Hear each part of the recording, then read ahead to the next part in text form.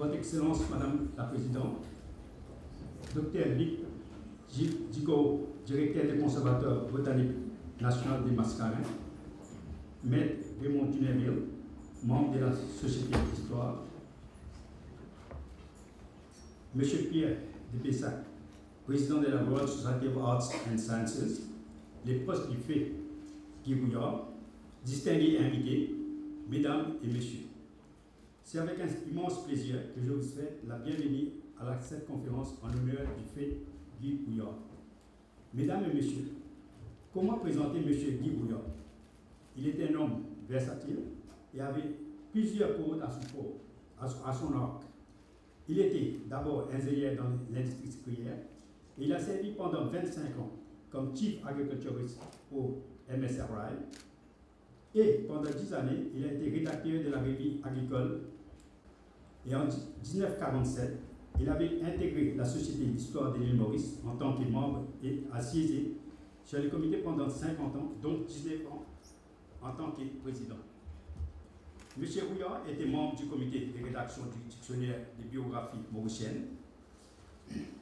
Il est l'auteur d'une dizaine d'ouvrages, notamment l'histoire des domaines sucriers et les plantes et l'histoire de l'île Maurice. Ces publications lui ont valu un doctorat en lettres de l'Université d'Art en Provence. Mesdames et messieurs, je vous ai brossé un bref aperçu du personnage qui était Guy Bouillard. Et maintenant, je laisse les soins à Maître Raymond Tunéville de vous parler plus longuement sur fait Guy Bouillard.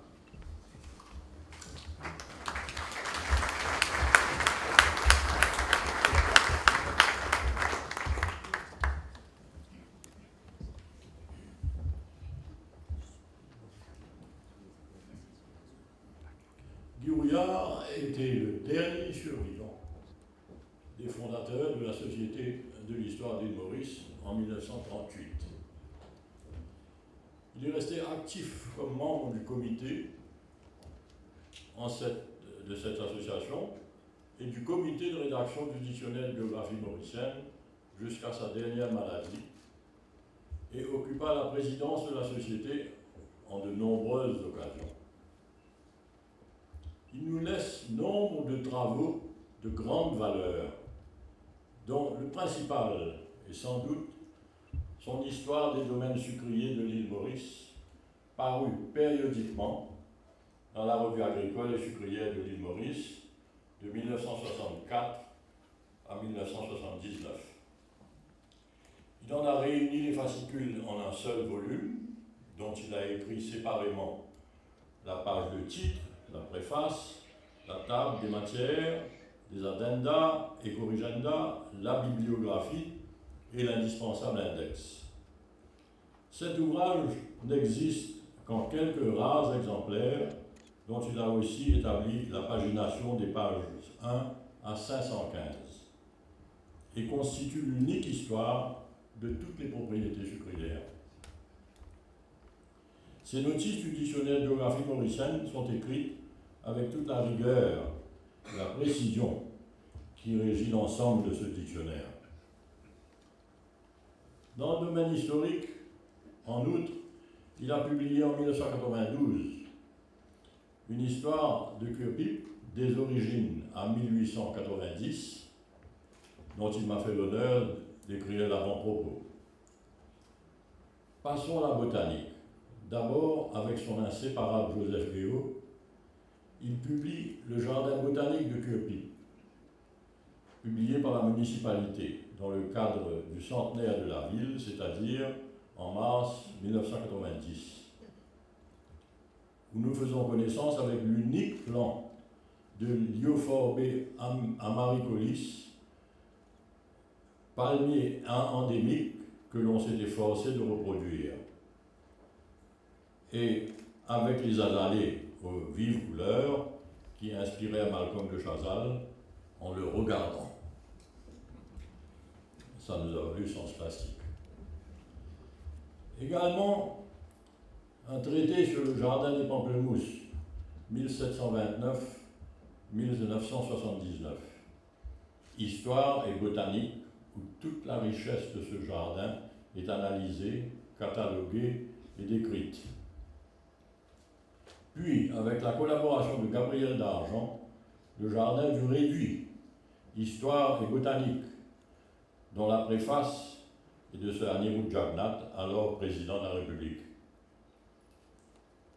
Ses travaux au Mauritius Sugar Industry Research Institute lui inspirèrent un historique de la canne à sucre de l'île Maurice, 1639-1989,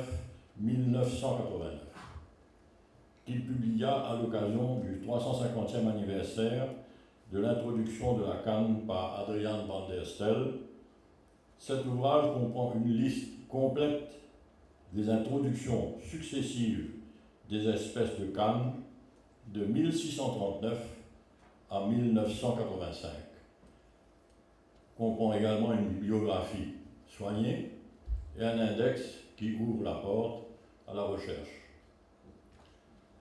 Enfin, en collaboration avec Joseph Béraud, un superbe volume illustré de 752 pages avec les indispensables références bibliographiques et un index qui, une fois de plus, aide n'importe quel lecteur à se retrouver.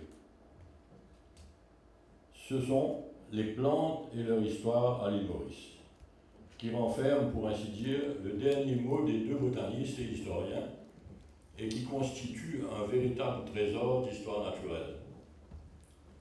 Dans ce double domaine, Guy s'est révélé un maître à penser dont nous ne pourrons plus jamais nous séparer lorsque nous nous adresserons à la nature mauricienne. Je vous remercie.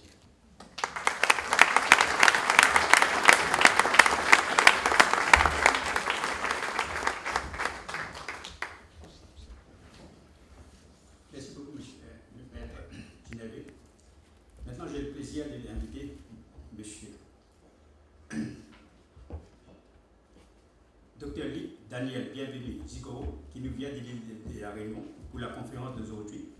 Dr. Zigoro est directeur général des conservateurs botaniques nationaux et centre permanent d'initiative pour l'environnement des Mascarins. Ce domaine de compétences et d'expertise se réfère à la botanique, biologie de la conservation, écologie évolutive et comportementale, génétique des populations. J'ai donc le plaisir d'inviter le Dr. Zigoro pour sa présentation.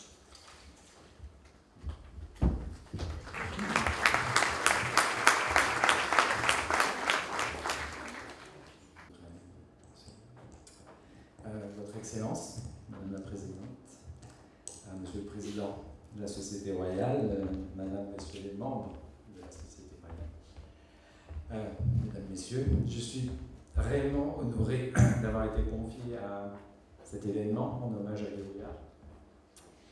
Et c'est avec un grand plaisir que je vais vous donner cette conférence dont le thème central est la biodiversité végétale de notre archipel.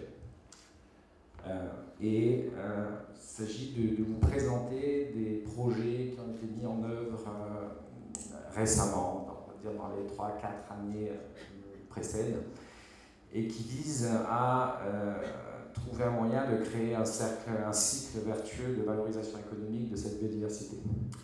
Donc je vais m'expliquer plus en détail dans quelques minutes.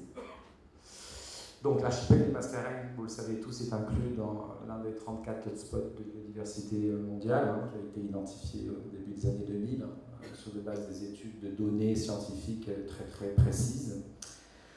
Le taux d'endémisme pour la flore y est exceptionnel, on l'oublie parfois, mais à l'échelle planétaire, c'est-à-dire qu'on peut dire qu'il y a pratiquement plus d'espèces endémiques aux Mascareignes, quasiment qu'entre le Portugal et la Pologne, donc il faut juste se remémorer ça. Et cette biodiversité exceptionnelle et unique au monde a été un des critères majeurs qui a permis de classer les milieux naturels de l'île de la Réunion au patrimoine mondial de l'humanité. Pour être classé patrimoine mondial, il faut être seul au monde sur les caractéristiques qu'on analyse. Donc ça vous montre bien l'intérêt planétaire et qui a été reconnu donc, par cette institution majeure. Malheureusement, vous le savez, la plupart d'entre vous, cette flore, elle est fragile et elle est menacée. Elle est d'abord fragile pour des raisons d'histoire évolutive et d'éloignement par rapport aux masses continentales et d'âge relativement récent. Je ne vais pas rentrer dans les détails des mécanismes évolutifs. Et elle est également aujourd'hui extrêmement menacée parce qu'après 3 siècles de colonisation humaine et d'augmentation démographique continue, on a aujourd'hui cette biodiversité qui est vraiment menacée, et je pense que vous le savez. Parmi ces menaces, nous avons évidemment les destructions. Aujourd'hui, heureusement, on ne détruit plus les milieux naturels, les forêts. On a plutôt tendance à fabriquer des réserves. On a mis en place un parc national. Malheureusement, on a un problème majeur, c'est les espèces exotiques envahissantes qui sont de plus en plus nombreuses. On était encore hier avec Jean-Claude Sévatian dans le sud, du côté de Chamarel, et on voyait comment Técomastance a pu s'installer en quelques années seulement sur ces flancs de montagne. Moi, j'avais connu ces endroits sans cette espèce et aujourd'hui, elle recouvre des dizaines d'hectares. Donc c'est un problème vraiment majeur pour nos îles. Alors là, je fais juste un petit focus. En 2010, La Réunion, à la demande de l'UICN, a établi sa liste rouge des plantes vasculaires donc de La Réunion. Alors comme c'est une approche nationale, on aurait aimé que ce soit la liste rouge des mascarelles, mais ce n'était pas possible. Et là, je fais juste un focus sur toutes les espèces analysées. 64 espèces endémiques des mascareilles sont actuellement hautement menacées à La Réunion. C'est-à-dire que Maurice, La Réunion et Rodrigue partagent 64 espèces qui, à La Réunion aujourd'hui, sont hautement menacées. Et je peux vous le dire, sous couvert de botanistes mauriciens, il s'agit de la même situation à l'île Maurice. Donc on n'est pas sur 2, 3, 4, 5 espèces, on est sur plusieurs dizaines d'espèces qui sont aujourd'hui réellement menacées d'extinction dans le milieu naturel. On a donc, Maurice et la France de l'océan Indien, une responsabilité régionale pour la planète, pas seulement pour nos territoires, mais pour l'ensemble de la planète. Alors, la question qui se pose aujourd'hui, c'est, mais si cette biodiversité représentait une source de richesse économique pour l'archipel? Question qu'on peut se poser. Nombreux élus, alors je vais parler des élus du territoire national français, je ne vais pas parler des élus de Maurice, mais n'ont pas cette vision. Quand on discute avec eux, ils considèrent que les questions de préservation de la biodiversité comme une contrainte onéreuse au développement économique. C'est souvent à demander de l'argent, on fait du fencing, on protège les forêts, il faut replanter, et en échange, qu'est-ce que ça nous apporte? Je pense que c'est une question assez centrale, et c'est là que va se préciser ma présentation d'aujourd'hui. Comme vous le verrez tout à l'heure, plusieurs récentes investigations en recherche et développement laissent à penser que cette biodiversité végétale pourrait produire des richesses pour nos territoires et qui plus est, des richesses exportables à l'international. Il existe donc une réelle opportunité de créer un cercle vertueux de valorisation économique de cette biodiversité. Et j'insiste sur le mot vertueux, parce qu'on peut toujours valoriser de la biodiversité, mais il faut que cette valorisation économique, à son tour, alimente la préservation de la biodiversité de manière opérationnelle dans les milieux naturels. Je vous propose de passer en revue 4 exemples de projets qui ont été construits et pensés autour de cette idée d'une valorisation économique vertueuse. Le premier projet dont je vais vous parler est un projet dont l'acronyme est DOPI, pour Démarche, Aménagement Urbain et Plantes Indigènes. On l'a appelé quand l'indigène s'installe en ville, à La Réunion. Et ce projet a démarré pour une réponse à un appel d'offres de notre stratégie nationale française pour la biodiversité, qui s'appelait Conservation et utilisation durable d'espèces végétales indigènes pour développer des filières économiques locales. Donc quand on a lu l'appel à projet, on s'est dit, mais c'est vraiment une opportunité. Et nous, on a utilisé cet appel à projet parce qu'on s'est dit, on ne cesse d'importer des espèces exotiques d'ailleurs. Chaque année, on a 1, 2, 3 espèces exotiques qui en quelques années deviennent envahissantes, qui remplacent nos espèces indigènes. Pourquoi ne pas utiliser nos propres espèces pour les projets d'aménagement? Alors ce projet a 3 vocations essentielles. Évidemment, la première principale, et ça c'est des missions du conservatoire, une responsabilité nationale à protéger cette biodiversité végétale, c'était que si on faisait la promotion de nos espèces indigènes dans le tissu économique, je parle des acteurs, des pépiniéristes, des paysagistes, des urbanistes, des aménageurs, on pourrait limiter l'utilisation d'espèces exotiques et limiter les importations. Et également, un autre problème qu'on a à La Réunion, c'est aussi le prélèvement sur des espèces indigènes pour des raisons de tradition tisanière, ou, on le verra tout à l'heure, horticole, en particulier sur les orchidées. Donc ça, c'était la première motivation importante. La deuxième motivation, et ça c'était une motivation, je veux dire, qui répond aux missions régaliennes de l'État français sur les questions de biodiversité. La deuxième mission était économique, la deuxième objectif. Et là, on était plutôt sur le niveau régional, avec la région Réunion, c'était de dire, ok, on a un objectif de préservation de la biodiversité, mais on peut, avec cette approche, dynamiser les filières économiques locales. Je le disais tout à l'heure, les aménageurs peuvent être intéressés, les architectes, les paysagistes, les pépiniéristes, les horticulteurs, etc. Et la troisième grande mission qu'on s'était fixée dans ce projet, c'était l'aspect culturel. C'était utiliser la démarche comme un tremplin pédagogique pour sensibiliser l'ensemble de la population réunionnaise aux enjeux stratégiques de conservation du patrimoine naturel. Donc, on a construit un projet. Alors là, quelques diapositives. Je parlais d'éco-marcellence tout à l'heure, ben voilà. Quelques espèces exotiques envahissantes, voire très envahissantes, qui aujourd'hui nous posent des problèmes de gestion. Juste une petite diapo pour vous montrer, plus le coefficient est fort dans la colonne de gauche, plus l'espèce est envahissante. Si une espèce a un coefficient 5 et 4, et là enfin, ça fait un cumul de 86 plus 43, donc on est quand même sur déjà 130, 140 espèces, c'est que les espèces sont déjà installées dans le milieu naturel, sont envahissantes et en général sont définitivement, on va dire incontrôlables, mais on ne pourra jamais plus les éradiquer. Donc on est vraiment face à un problème sur le plan quantitatif majeur. Alors, la démarche aménagement urbain et plantes indigènes, on a d'abord fait une première approche, qui est une approche de rassembler tous les acteurs. Parce qu'on s'est rendu compte qu'un pépiniériste, un aménageur, un écologiste, un politique ne parlent pas le même langage. Donc on a pris un prestataire extérieur qui est spécialiste dans le dialogue territorial.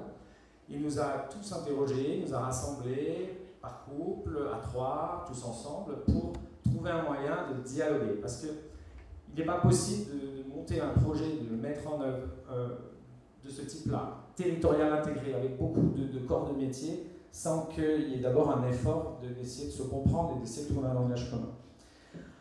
Après, on a développé des outils. On n'était plus sur la compétence du conservatoire botanique, donc on a fait... ici, vous avez une cartographie des grands types de végétation qu'on trouve à La Réunion. Et on s'est dit, bon, c'est bien beau de proposer des espèces indigènes pour l'aménagement, mais les espèces de l'Est, où il pleut beaucoup, en rouge à droite, sont adaptées à la région de l'Est. Si vous plantez une espèce de l'Est indigène dans l'Ouest, elle ne va pas pousser. Donc on s'est dit, on va proposer une cartographie, et comme ça, chaque secteur, on pourra voir quelle plante peut être utilisée, plantée, et qui sera la plus adaptée. Parce que ce qui est aussi intéressant aux espèces indigènes, c'est qu'elles ont des dizaines de milliers d'années d'évolution derrière elles. Et par exemple, une espèce de la côte ouest, où il y a 200 mm de précipitations par an, vous n'avez pas besoin de l'arroser. Alors que dans les hôtels, les espèces exotiques qu'on importe, en général, consomment énormément d'eau. Donc il y avait aussi derrière un intérêt économique direct, en termes d'entretien des plantations.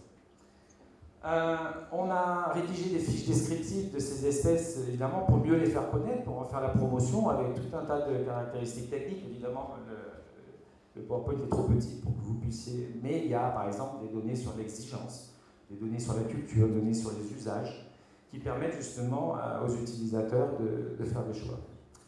On a également développé des itinéraires techniques de production, parce que sur ces quelques mille espèces qu'on a à La Réunion indigènes, on s'est rendu compte il y a 3 ans qu'en fait très peu étaient maîtrisées culturellement.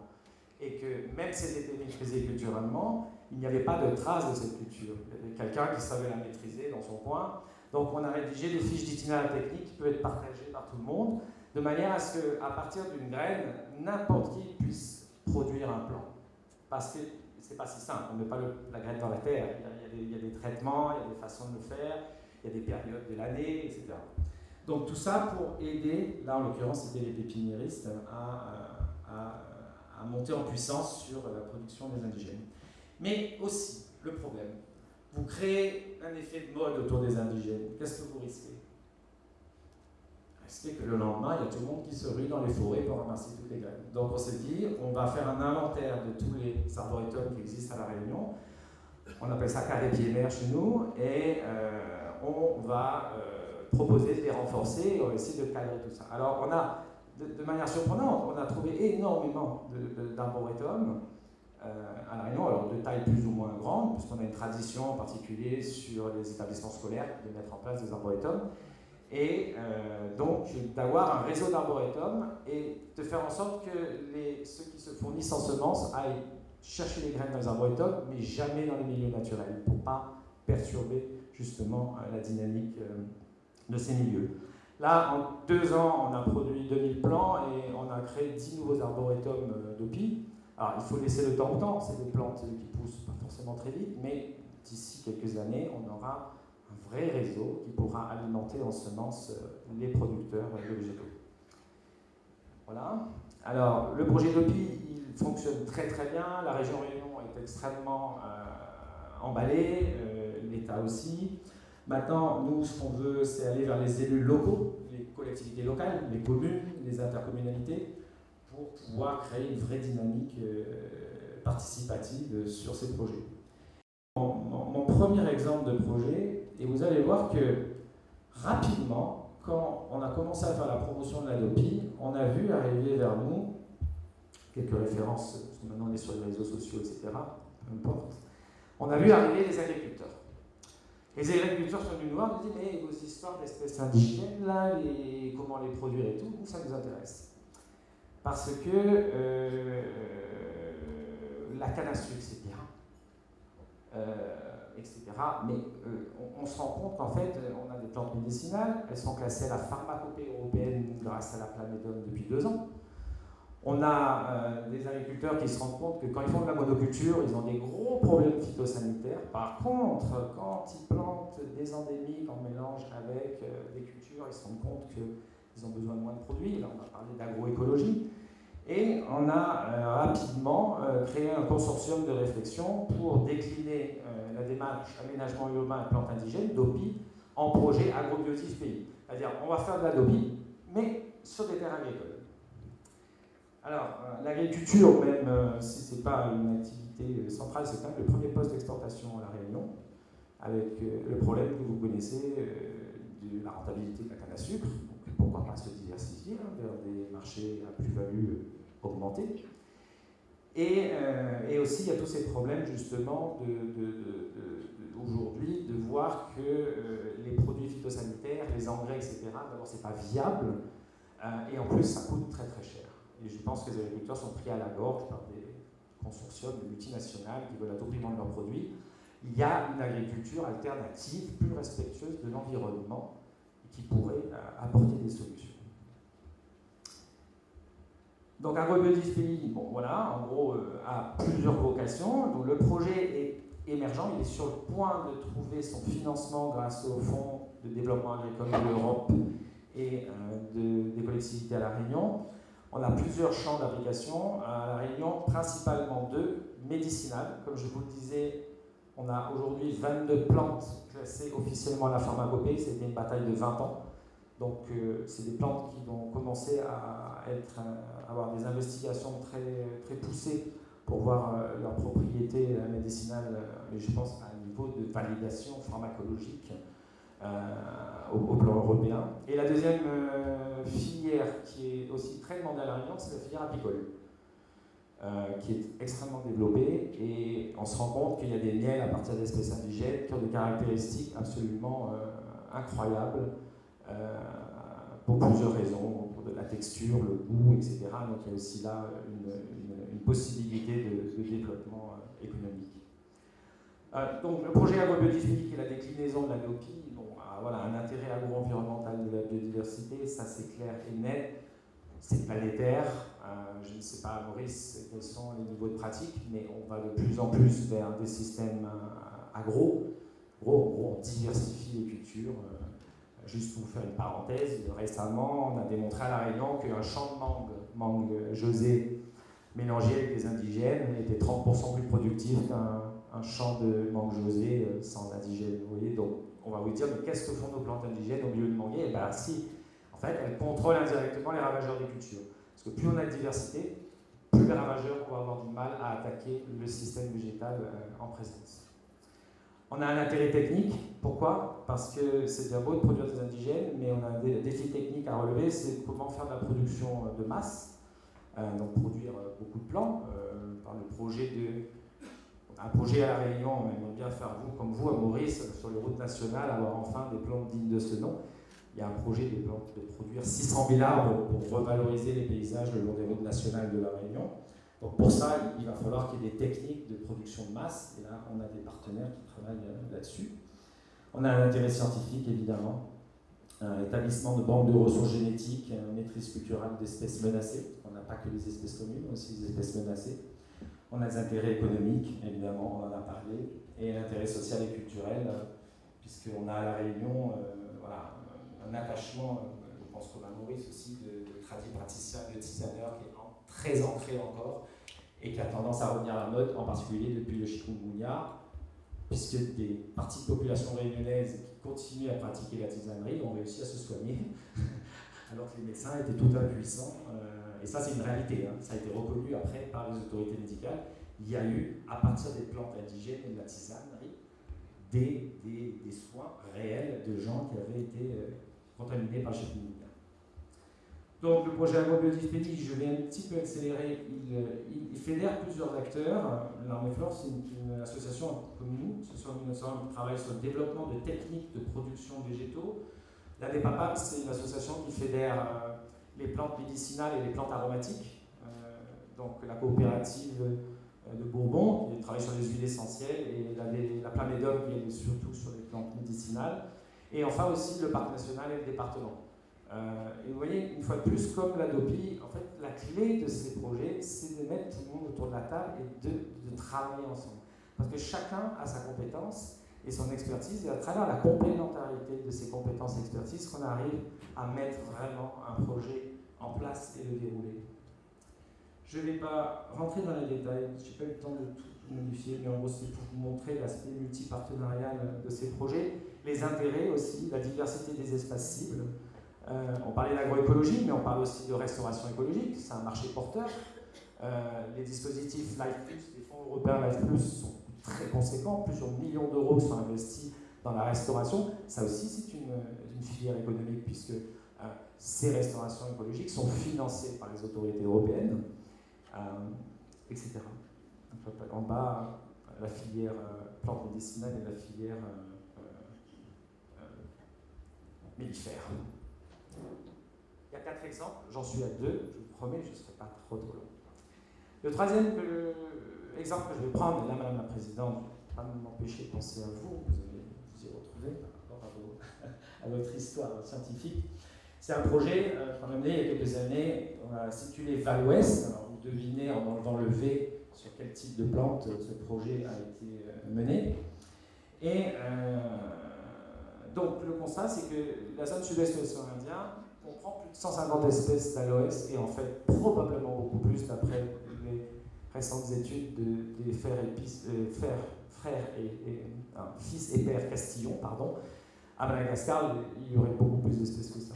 Sont originaires de Madagascar et 26 des îles de cette zone. Voilà. On sait que ces espèces d'aloès sont utilisées à Madagascar, à La Réunion, à Maurice, historiquement, pour une médecine traditionnelle.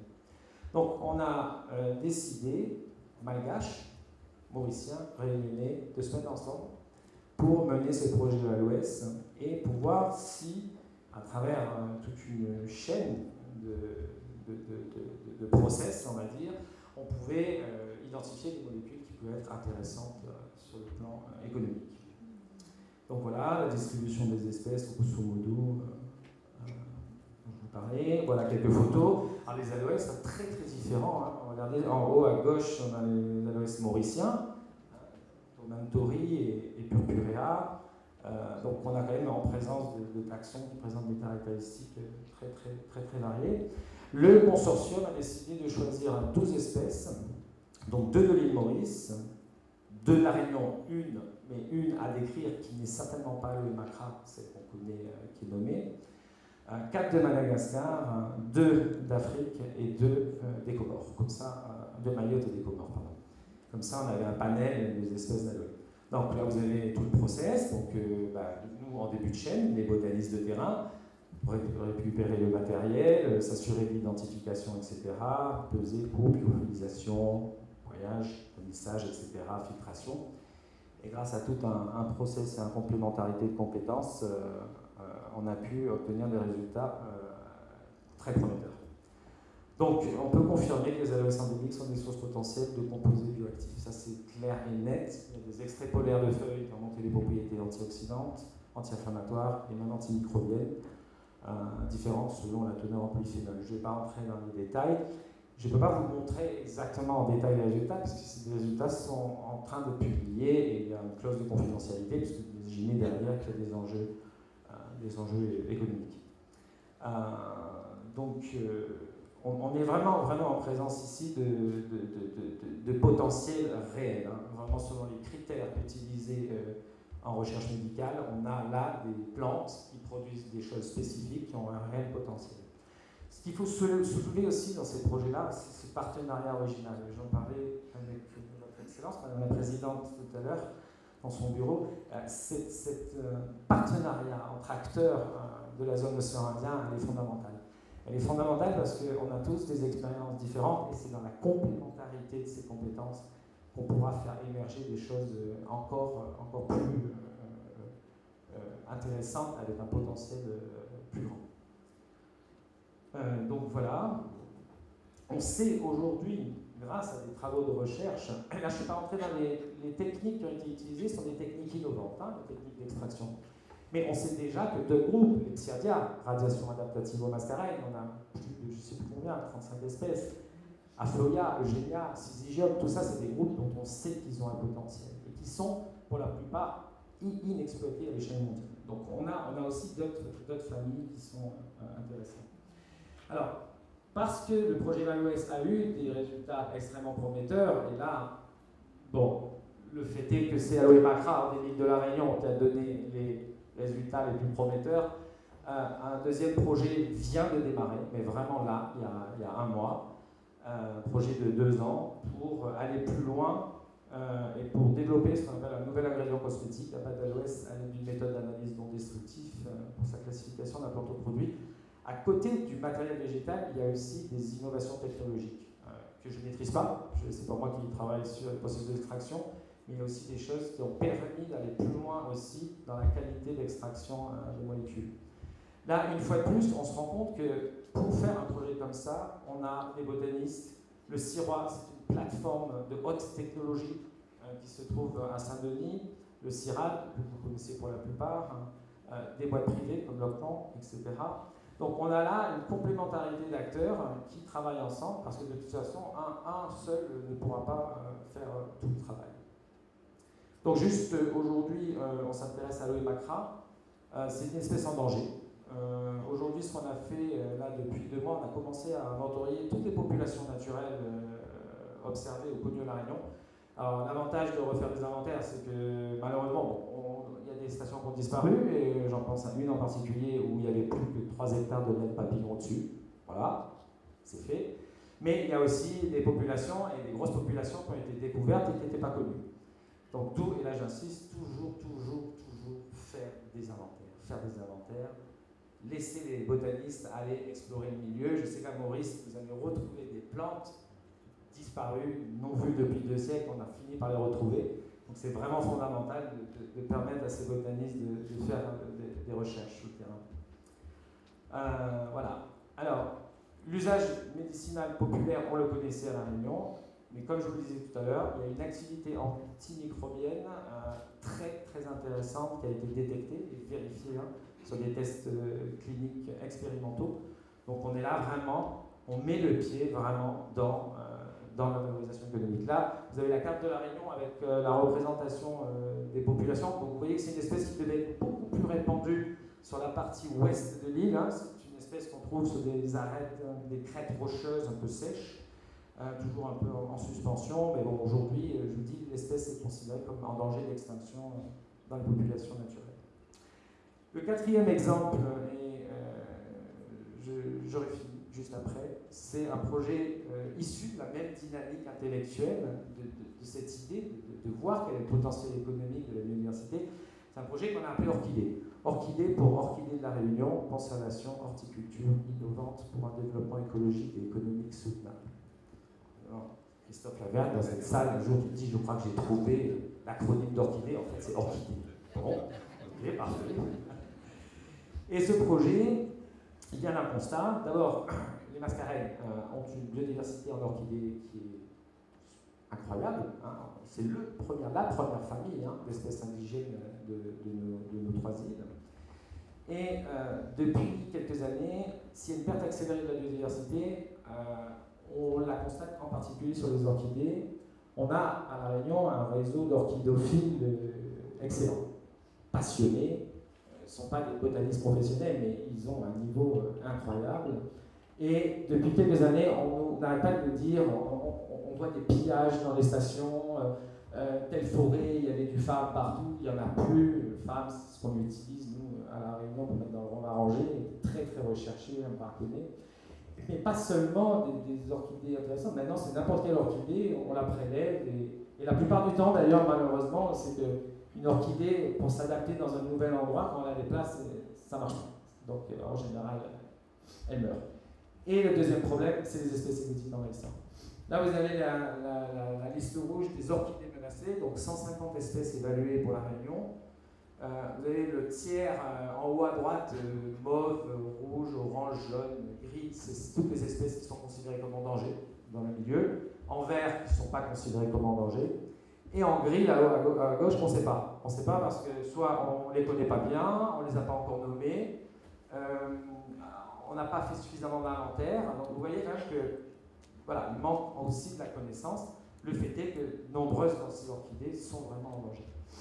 Donc on a décidé de voir quels partenaires pourraient, une fois de plus, se mettre ensemble pour monter un projet, mais qui ne soit pas juste un projet, on va conserver ces orchidées. On va dire à ces orchidées, vous allez financer votre propre conservation, on va juste vous donner un coup de main. Donc, on a identifié plusieurs secteurs, le tourisme, la culture, la sensibilisation, la société au sens large, l'environnement, la biodiversité, le développement durable, mais aussi l'économie, la valorisation et le transfert technologique. À partir de là, on a identifié des acteurs. Donc, nous, on est à l'origine de ce projet, dans sa construction. On a trouvé un acteur, et là, c'est anodin, mais une petite start-up qui avait été incubée à la Technopole de Saint-Denis. L'incubateur, ça permet à des jeunes qui ont des idées, on leur donne 3-4 ans, pour pouvoir monter une société qui apporte des innovations technologiques et qui répond à des problèmes nouveaux. Et Vitrorun est une société qui a très bien marché et elle a fait ses preuves, elle est passée de start-up à société et on s'est rapproché d'eux, on a fait des expériences ensemble, on s'est dit on peut travailler sur les orchidées ensemble, ça peut marcher. Le tissu économique, et là, depuis quelques années, grâce à la DOPI, pas tous, mais 84% des horticulteurs de La Réunion se sont unis en l'union des horticulteurs et des pépiniéristes de La Réunion pour adopter une charte de bonne conduite par rapport à la non-importation d'espèces exotiques. Et évidemment, ils deviennent un acteur pour nous essentiel, puisqu'il y a une charte de bonne conduite et que du coup, eux sont prêts à alimenter ce projet de valorisation des orchidées locales. Un quatrième partenaire qui est, alors là il va y avoir des confusions peut-être dans vos esprits, il y a le Conservatoire botanique national de Mascarin, c'est nous, et il y a Mascarin, Jardin botanique de La Réunion, mais il se trouve que les deux structures cohabitent sur le même site. D'ailleurs c'est pour ça qu'on s'appelle tous les deux Mascarin. Et Mascarin gère un site de 15 hectares qui accueille du public chaque année. Vous allez comprendre pourquoi le partenariat avec Mascarin. Donc, le conservatoire, en gros, a l'expertise botanique scientifique, la connaissance de terrain. Donc, il fournit le matériel biologique et génétique. En général, pour la production d'orchidées, c'est des semences. La start-up donc, produit des vitroplans. Alors, c'est un processus qui est assez long, mais il nous a montré des surprises. En 2 ans, on pouvait avoir des petits plants d'orchidées indigènes. Donc, on était quand même assez contents. À son tour, Vitrorun alimente le tissu économique en donnant des vitroplans et le savoir-faire et des transferts technologiques vers les acteurs du tissu économique. Et le tissu économique, évidemment, s'il est satisfait, passe des commandes à la société Vitrorun, qui, elle, est la seule capable, en tout cas à La Réunion, de produire des plants à partir de semences. Le tissu économique, évidemment, alimente, alors mascarin, mais pas seulement mascarin, toute la filière qui participe à la consommation. Alors ça peut être par une participation au profit dès l'origine, et on va probablement aller vers ça, c'est-à-dire que Vitreron et Mascarin vont s'associer pour être assurés qu'à chaque alimentation du marché économique, il y a un dividende qui est redistribué, un dividende de profit aux deux structures, que vous verrez, elles alimentent, elles à son tour, la préservation de la biodiversité. Pour ce qui concerne Mascarin, la conservation in situ, c'est notre boulot aussi. Et là, on fait un transfert des plans vers les gestionnaires d'espaces naturels, Parc national, Office national des forêts, le département, puisqu'il a des espèces naturelles sensibles. Mais en parallèle, conservation ex situ, c'est des collections de référence au cas où les plantes disparaissent dans la nature. C'est bien d'avoir ces collections. Et là, on est en train d'installer une structure d'acclimatation de ces orchidées qui permettra de les maintenir dans des conditions optimales. Mais aussi, on a fait un partenariat avec le Sénat, au Palais du Luxembourg à Paris, qui est une structure qui a une des plus grosses collections mondiales d'orchidées à l'échelle mondiale.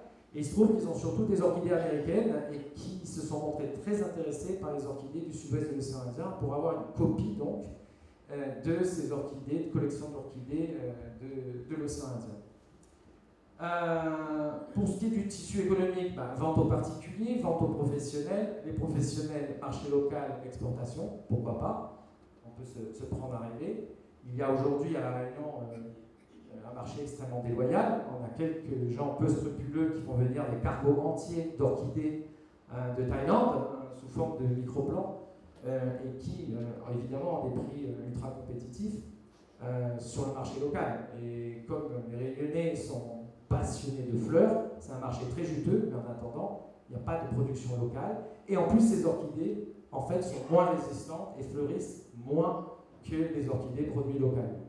Donc, pourquoi pas, nous aussi, faire la même chose, plutôt que d'importer, allons essayer d'exporter. Pour ce qui est du jardin botanique, on a pensé à une véritable serre d'attraction. Le jardin botanique a de toute façon une activité économique, on a 50 000 visiteurs par an qui payent leur entrée, donc ça, de toute façon, c'est assuré, et ça permettrait une attractivité plus grande. On pourrait également, à travers des ouvrages, des fiches de description de ces orchidées, en faire la promotion pour que le grand public devienne plus sensible à justement... L'idée, c'est pas de vendre de l'orchidée indigène, l'idée, c'est que les gens comprennent qu'ils ont un patrimoine local et que ce patrimoine, s'ils apprennent à l'observer, à l'aimer, ils aimeront autant que tout ce patrimoine qui vient de l'extérieur et qui peut poser des problèmes. J'ai oublié un cinquième acteur, Calitropique, c'est ce qu'on appelle le pôle de compétitivité, qui a été mis en bioéconomie tropicale. Et c'est en gros une structure qui aide beaucoup sur les plans juridiques et de brevets et de droit, parce que c'est bien beau de développer tous ces process, etc. Mais il faut aussi qu'on ne soit pas naïf, il faut les protéger et pour pouvoir justement les conserver et en conserver le profit sur le long terme. Donc on a aussi un aspect d'accompagnement, on va dire, juridique autour de toute cette approche. Juste quelques photos après que je vous... Pas que je vous quitte, mais que je vous laisse la parole. Vous voyez là les résultats qu'on a obtenus. Donc ça, c'est des travaux qu'on a démarré il y a 3 ans, à titre expérimental, sans financement. On s'est dit, non, on va essayer.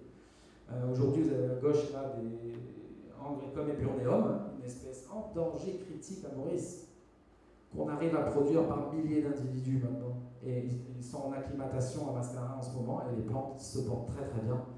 Donc vous voyez qu'avec une capsule d'Angrecum eburneum de Maurice, on pourrait déjà produire des milliers de plants. Alors, on n'en est pas encore à la phase de réintroduction dans le milieu naturel, mais si l'acclimatation se passe bien et si on les a réintroduits aux bons endroits, je pense qu'il y aurait des possibilités de maintien.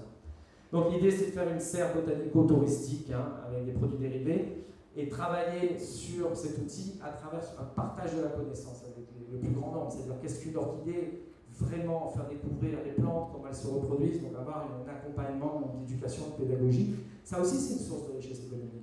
De rendre les enfants de son territoire plus alertes, d'utiliser la spécificité locale pour en faire des individus qui vont apporter à leur tour, partout où ils iront, des spécificités, c'est chercher aujourd'hui dans le développement. Voilà, 50 000 visiteurs par an, comme je vous le disais. Donc, juste une dernière diapo de perspective, c'est que je pense qu'il est temps de casser cette vision que les conservationnistes s'occupent de conservation, l'agriculteur s'occupe d'agriculture, l'avocat s'occupe de droit, etc. Non, on est sur des petits territoires, on a des gros enjeux. En se mettant tous ensemble, on peut construire, développer des dynamiques, des outils qui peuvent vraiment valoriser notre patrimoine. Notre patrimoine, une fois de plus, il est unique à l'échelle mondiale. Je parlais, par exemple, de la banalisation des paysages. Aujourd'hui, vous allez dans un hôtel à Tahiti, en Afrique de l'Ouest, aux Seychelles, à Maurice, à La Réunion. Vous retrouvez partout les mêmes paysages, les mêmes plantes, les mêmes et tout. Non, on peut faire des paysages avec nos espèces adaptés à nos littoraux, par exemple, très originales et qui font que le touriste reviendra parce qu'il dit mais c'est pas comme partout, c'est particulier les Mascareignes, c'est particulier la Réunion, Maurice. Donc voilà, il y a un gros potentiel et surtout, je pense que le jour où tous ces acteurs économiques réaliseront que cette biodiversité est source de richesse, une source de richesse importante, il faudra aussi les attendre au tournant en disant si vous pensez que c'est une source de richesse, il va falloir participer au financement important de leur conservation, de sa conservation.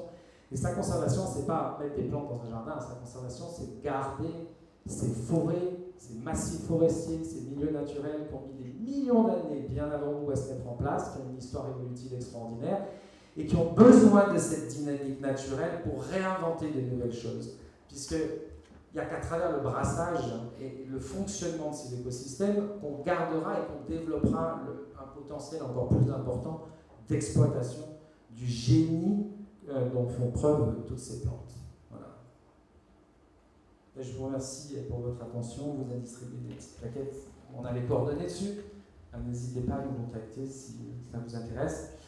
Je vous remercie, Madame la Présidente, sincèrement. Et je vraiment tenais, sans vouloir sortir du protocole, à adresser nos pensées à Ashok Kadoun, que je connaissais bien, avec qui j'ai eu des heures de terrain incroyables sur l'île Ronde, etc., qui est malheureusement décédé accidentellement mercredi matin en exerçant ses fonctions à l'île aux Églises. Merci beaucoup à tous.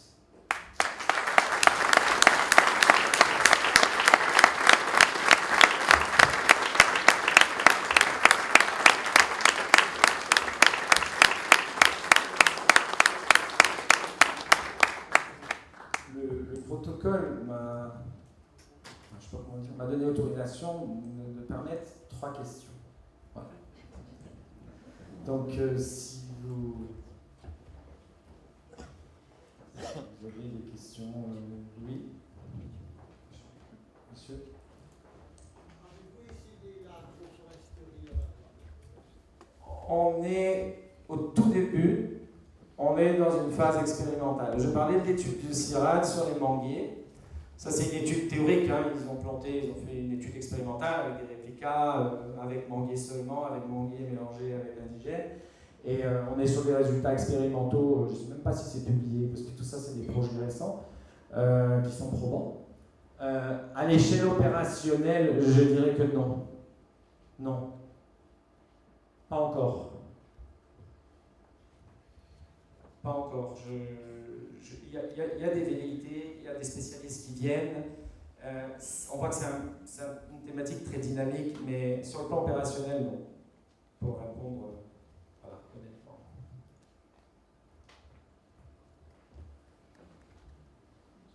Oui, Vincent, je connais quelques personnes dans l'assistance. Merci Luc pour cet excellent exposé.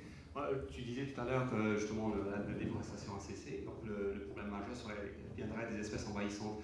Quelles seraient tes idées, comment justement gérer ces problèmes d'espèces envahissantes selon les expériences aussi de la Réunion? Qu'est-ce que tu pourrais nous donner comme conseil? Merci. Ah là là. Je parler de la liane papillon, vous l'appelez comment, Maurice? Ouais, c'est ça, la liane. Bon. Prenons l'exemple de la liane papillon. Moi, je travaille à Saint-Leu, j'habite à Saint-Denis, donc je passe par la route de l'Ouest, passant par la possession, j'en parlais à Pierre hier soir. la montagne, il y a 10 ans, elle avait une allure normale. Aujourd'hui, à la fin de la saison des pluies, la montagne, je parle de kilomètres carrés de montagne, elle devient rouge vif à cause des jeunes pousses. Mais c'est à tel point que les gens, même les gens dans les bacs qui connaissent rien, se disent mais c'est quoi cette histoire? Pourquoi la montagne devient rouge? Je pense qu'on est arrivé à un tel niveau de problèmes et nos îles sont tellement escarpées, une topographie accidentée, même à Maurice, je veux dire, s'il y a de l'érosion, mais les montagnes qui restent, c'est-à-dire pas n'importe qui peut y aller dans n'importe quelles conditions. À l'heure actuelle, à La Réunion, on a, après notre expérience sur le Rubus, aujourd'hui, là, la semaine prochaine, il y a une première réunion pour mettre en place un consortium de lutte biologique sur la laine papillon. On ne voit plus comment on pourra faire. Ce n'est pas possible. L'espèce a une telle dynamique, on n'arrive même pas à la contenir dans certains endroits. Et en plus, vous savez qu'on est soumis à La Réunion depuis quelques années à des règles d'utilisation de produits très strictes. Et du coup, les produits qui sont autorisés et qui sont labellisés ne fonctionnent pas bien. À l'époque, les agents de l'ONF qui utilisaient du glyphosate de manière raisonnée, en badigeonnant les souches coupées, avaient des résultats probants. Je ne parle pas d'éradication, mais au moins de contrôle de maintien. Aujourd'hui, sans ce type de produit, il est impossible de lutter et de contenir une espèce comme celle-là. Pour Tecoma, on a le même problème à La Réunion. J'ai été vraiment surpris là, dans le sud de voir l'ampleur que ça avait pris. Honnêtement, voilà. Après, bon, Maurice, à Réunion, on a un tout petit peu plus de forêt en surface, originelle. C'est surtout de ne pas toucher à ces massifs forestiers, pas faire d'ouverture dedans. Il faut vraiment que ces surfaces gardent leur importance pour avoir leur dynamique, pour résister. Si on commence à faire des chemins, une route, etc., vous allez certainement perdre, parce que les espèces exotiques vont s'installer. Même si vous mettez une route, elles vont se mettre le long de la route, et à partir de là, elles vont commencer à contaminer les milieux. Donc le peu qu'il y a, il faut vraiment le conserver et le consolider. Maintenant, sur la problématique espèces exotiques envahissantes, honnêtement, moi maintenant, à part la lutte biologique, pour ce type d'espèces, je ne vois pas la solution. Voilà. Désolé d'avoir pris un peu de temps, mais c'est pas possible. Il y a combien de temps que vous avez commencé le développement de l'engrais comme aiguillonnaire? Si vous avez un micro.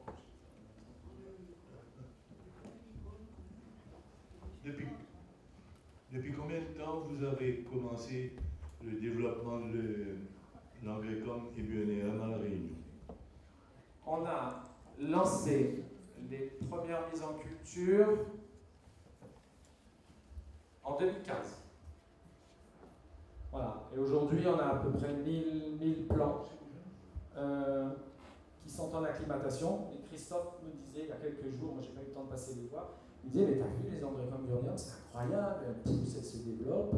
Donc le process technique il marche. Et là je cite engrais comme et burnium, mais on en a testé une dizaine d'espèces indigènes en Guadeloupe, ça marche. Ça fonctionne.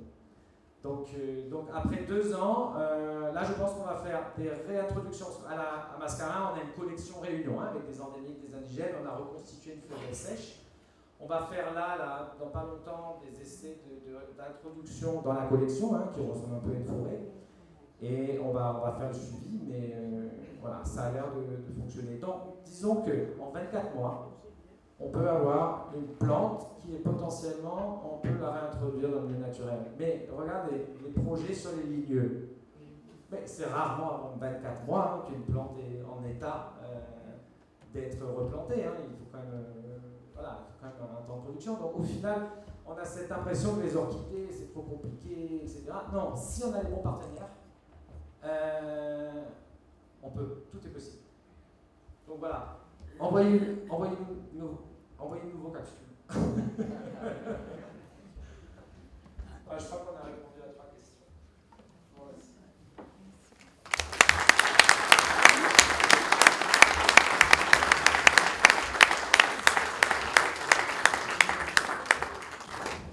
Je remercie le Dr. Chico pour ses interventions. Maintenant, j'ai le plaisir d'inviter M. Pierre Essac pour ses mots de remerciements.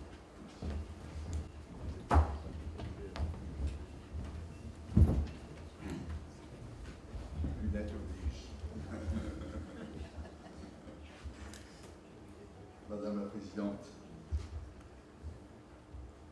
Luc Gigord, c'est un plaisir de rencontrer, et Raymond. Madame la Présidente, je voudrais vous remercier vraiment au nom de la Société royale des arts et des sciences de l'île Maurice d'avoir voulu tenir chez vous ici au Réduit cet événement en l'honneur de Guy Rouillard. En tenant cet événement ici, vous renouez avec deux vieilles traditions de la Société royale qui remontent presque à ses origines. La première étant celle de patronne, pour utiliser le terme que nous trouvons inscrit dans nos très anciens procès-verbaux, la patronne occupant le fauteuil. C'était le terme utilisé, choisi la présidence de session. La deuxième est celle d'hôtes ou d'hôtesses des réunions de la Société royale ayant lieu au Réduit. La dernière, c'est une vieille tradition, et la dernière, malheureusement, avant celle-ci, tenue le 28 janvier 1889, alors que le gouverneur était Sir John Pope Hennessy. Cette réunion de 1889 revêt une importance symbolique particulière, car tout comme vous, madame, ce gouverneur était particulièrement intéressé par les plantes et leurs produits. Il fit exhiber alors à cette réunion divers produits venant de la colonie, dont un vin colonial produit sur la propriété de M. Chéry Guénard, qui était membre de la société. Mais, bien sûr, ce n'était pas le produit le plus important. Le produit le plus intéressant, sans doute, était la première récolte de thé dont il fit goûter alors les membres. La première fois qu'il faisait une récolte, qu'il faisait goûter son thé, provenant des jardins d'expérimentation que Sir John Pope Hennessy avait mis en place au Réduit ici.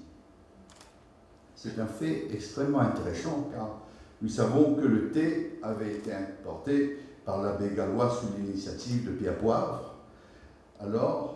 mais la propagation de cette culture n'avait pas été un succès, réellement. Et c'est à partir de la production par Sir John Pope Hennessy de thé ici que la culture du thé a vraiment été lancée à Maurice à la grande échelle. Et à partir de 1893, déjà, il commençait à s'étaler partout, particulièrement sur les hauts plateaux.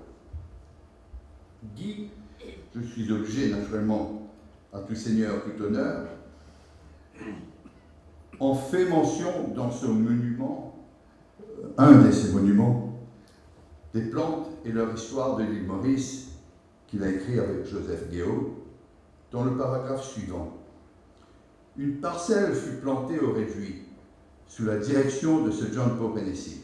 Ces plantes, dit ce dernier, en janvier 1887, à une réunion annuelle précédente de la Société royale, sont maintenant en fleurs, et j'espère que dans un avenir proche, je serai en mesure de vous offrir une tasse de thé créole. Et c'est ce qu'il fit 2 ans plus tard, ici même, en 1889. Je voudrais bien sûr remercier la Société d'histoire de l'île Maurice, ainsi que la Société de technologie pour leur participation, ainsi que tous les membres présents ici, bien sûr, et les invités de la présidente, de leur participation à cette réunion d'aujourd'hui. Je voudrais remercier tout particulièrement notre premier conférencier, Maître Raymond Dulienville, pour son illustration très prenante sur le parcours de Guy Rouillard. Faute de temps, malheureusement, il s'est tenu à l'essentiel, mais il aurait pu, je suis sûr, il vient de me dire plus tôt, chaque livre aurait tenu une demi-journée de conférence. À peu près. Au moins une demi-heure. Et nous tenir, certainement, il nous aurait tenu en haleine beaucoup plus longtemps. Cet éloge bien sûr suivi par la conférence extrêmement intéressante de Luc, directeur du Conservatoire des Mascarins, que j'ai eu l'honneur et le plaisir de rencontrer hier soir pour la première fois, et que je remercie d'être parmi nous. Il est approprié, avec cette conférence, que cette conférence soit donnée aujourd'hui.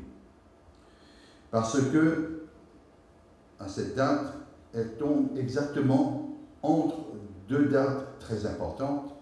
La Journée internationale de la biodiversité, qui s'est tenue le 22 mai dernier, et dans une semaine, la Journée internationale de l'environnement, qui aura lieu le 5 juin prochain. Donc c'est tout à fait au milieu et c'est vraiment tout à fait significatif. Les enjeux, bien sûr, comme ont été illustrés pour les Mascareignes et pour nous, Luc vient de mentionner ces quelques hectares de forêt endémiques à la Réunion, indigènes à la Réunion.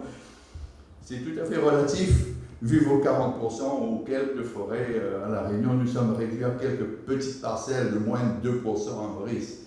Vraiment une peau de chagrin. Et pour nous, c'est particulièrement significatif, toute cette question de biodiversité, de protection de biodiversité. De nombreuses menaces, comme tu as fait l'illustration, sur la survie de cette biodiversité unique, ainsi que toutes les fonctions, parce qu'on parle toujours de la biodiversité, mais tu en as rapidement fait l'ébauche de toutes ces fonctions écologiques et écosystémiques qui sont le résultat même que la biodiversité nous donne, et gratuitement. Dans tout ça, et nous, on arrive au coup, et on fait des barrages, parce qu'on a coupé les forêts, et les digues, à grands frais, beaucoup plus grands frais que la conservation, en fait, si nous avions conservé. Et celle-là, entièrement gratuitement pour l'homme. Et ces enjeux sont absolument considérables, et nous devons vraiment en tenir compte. Je n'avais pas, quand j'avais préparé ça, pris en compte un fait que nous connaissons tous, le retrait d'un grand pays de l'application de la COP 21, qui est le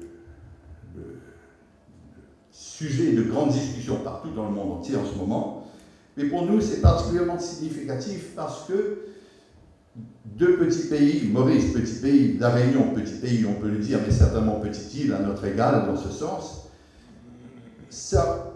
l'importance de les enjeux sont très importantes dans la mesure où nous devons, nous, petits pays, petite île, prendre l'initiative sur l'abandon d'un très grand pays pour nous propulser en avant et être à la pointe, le fer de lance, ou partie du moins de ce fer de lance pour la conservation, la protection de la biodiversité et tous les enjeux climatiques et économiques.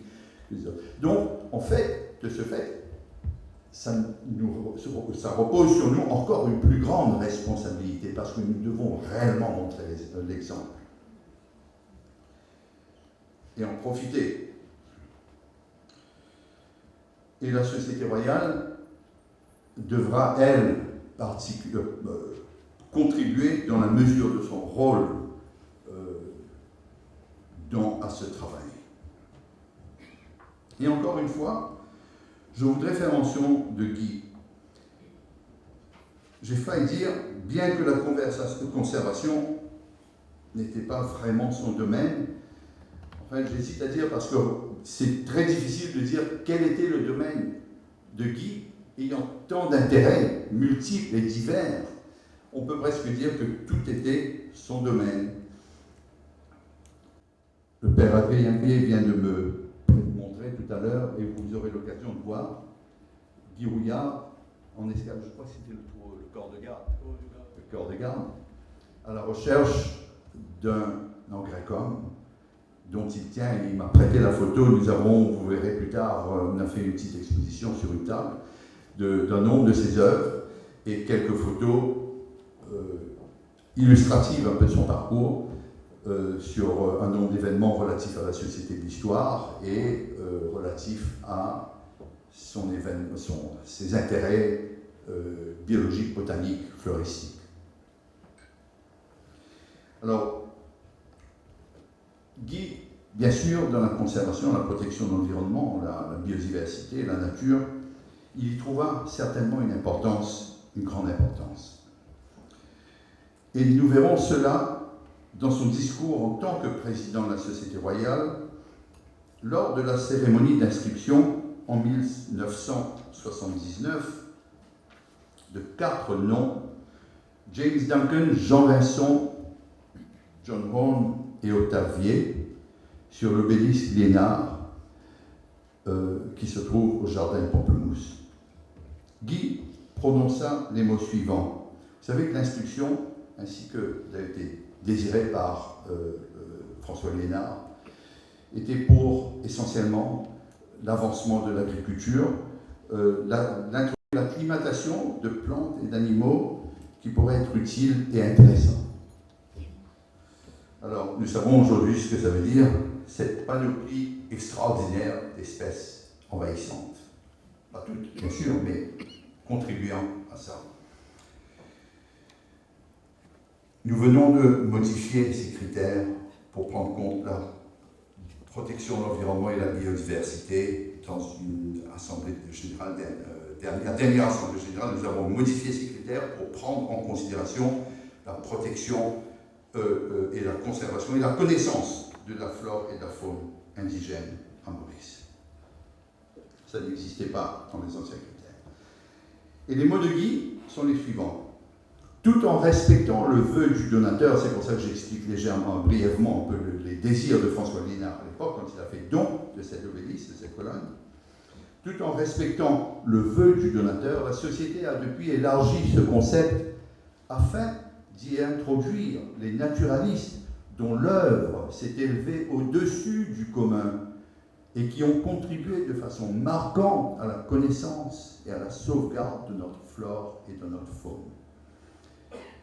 C'était indéniablement des propos avant-gardistes parce que ce n'était pas la coutume pour l'obélisque Léonard et ils avaient, sous son impulsion certainement, introduit déjà cette notion qui, cette année-ci, nous venons de formaliser dans un nouveau texte de protocole et de réglementation pour l'inscription sur l'obélisque Léonard.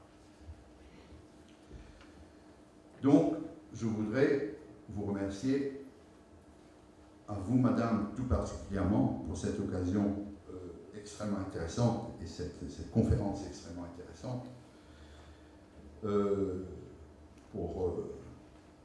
en hommage à Guy, et à tous ceux qui sont présents ici pour l'hommage vibrant qui a été fait à ce grand Mauricien. Je voudrais aussi mentionner, peut-être, je pense que c'est le doyen de ce présent ici,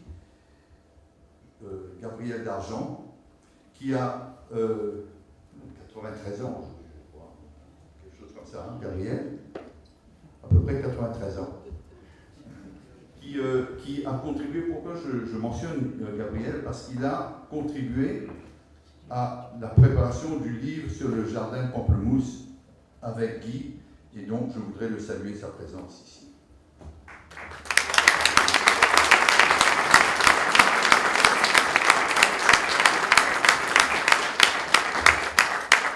Alors, je voudrais vraiment vous remercier pour cet hommage, cet ensemble d'hommages vibrants pour Guy.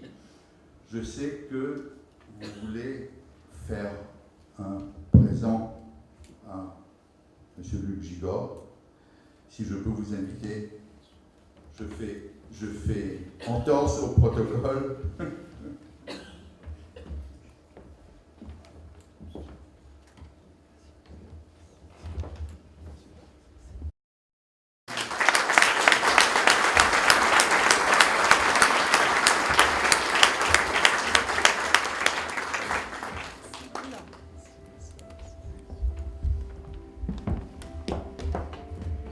Alors,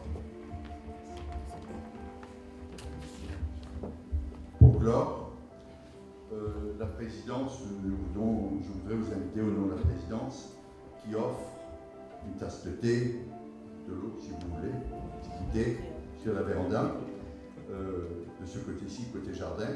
Et vous aurez l'occasion de parcourir une petite table où nous avons, comme je vous ai dit, en exposition un nombre de livres et d'œuvres de Guy Brouillard et quelques... Merci beaucoup.